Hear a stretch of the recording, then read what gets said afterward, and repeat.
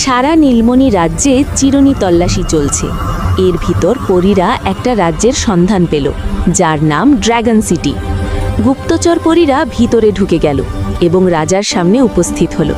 সেখানে সিংহাসনে অতি যত্নে সম্মানের সঙ্গে পরী রানীকে দেখতে পেল। তারা পরী রানীর সঙ্গে কথা বলল এবং ড্র্যাগন রাজা রানীর সঙ্গেও কথা বলল। ড্র্যাগন রাজা তার ড্র্যাগন সভার ডাক দিল এবং বিষয়টা সবার কাছে প্রকাশ করল। পরীদের কাছে ড্র্যাগন রাজা তাদের অভিযোগ জানতে চাইল।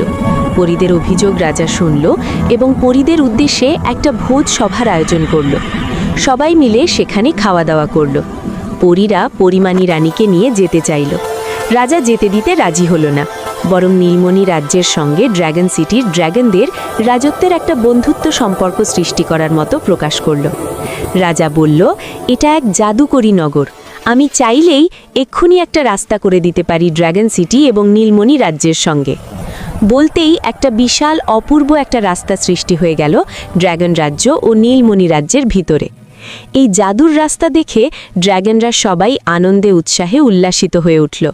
পরীরাও রাস্তা দিয়ে এই ড্র্যাগন সিটির দিকে চলে আসতে শুরু করল।